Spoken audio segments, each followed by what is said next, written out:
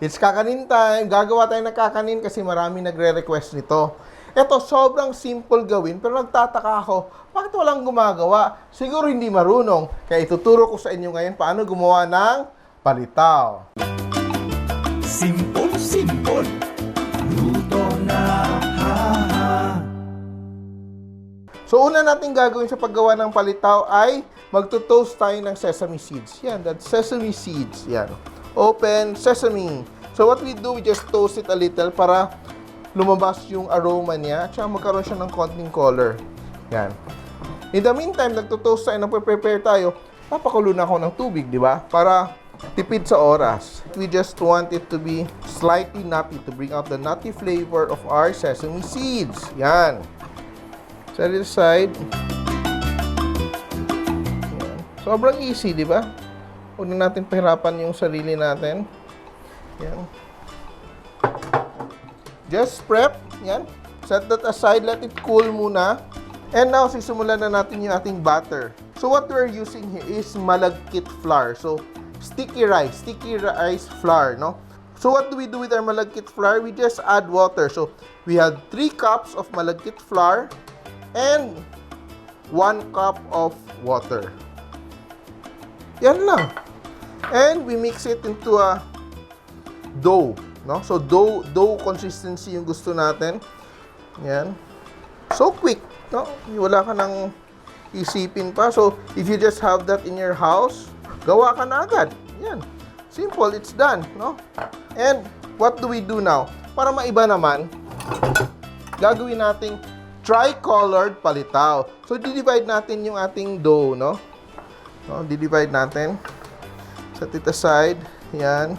We just divide our dough into 3, no? Iwan natin yung 1 part dito. And first, what do we do? Para maging iba naman yung dating ng ating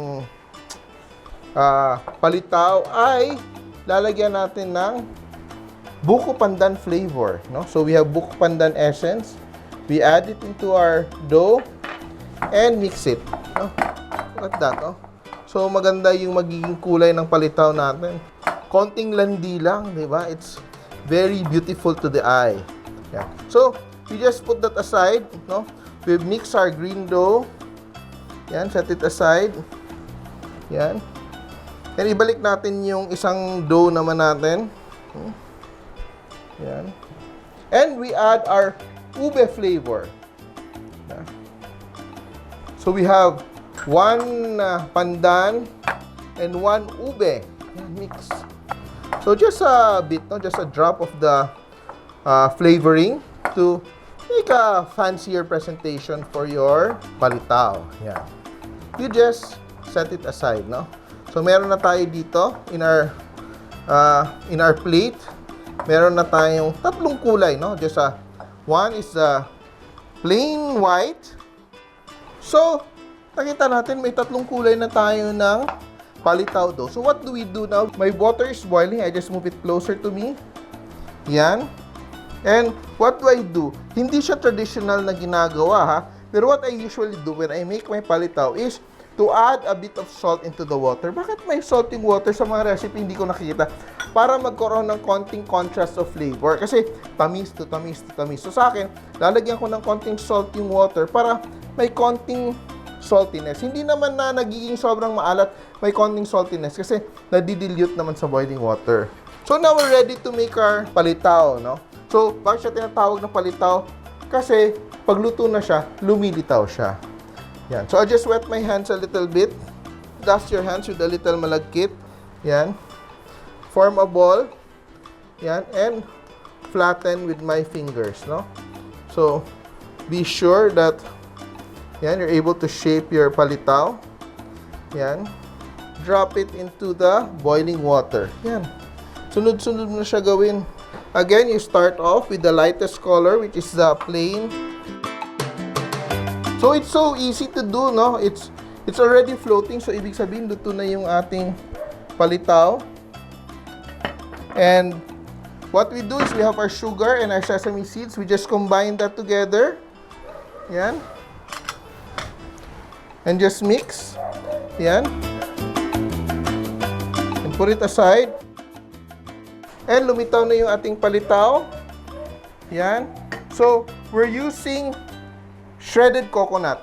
So, look at that, guys. In just a minute, lumutang na yung ating palitaw. And we're ready to scoop it out. So, ang key natin is to be patient. It's very quick. So, we just scoop out yung cooked palitaw natin. And we roll it in our grated coconut. Yan.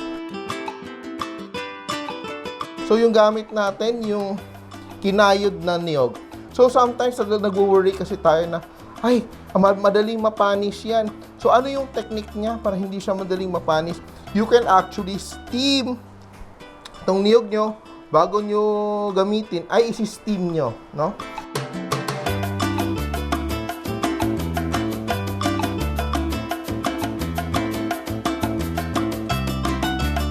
So, we proceed with the second color, the green.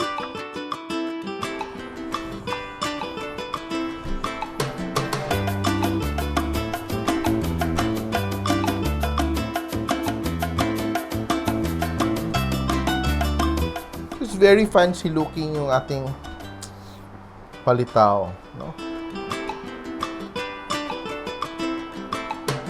Then here we have our ube palitaw.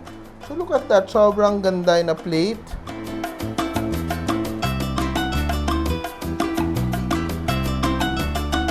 So anong say nyo sa ating simple flavored palitaw? Sobrang easy gawin. Gawin nyo na sa bahay para sa inyong pamilya, para sa inyong mga kids. And let them help you para matuto naman sila sa kusina.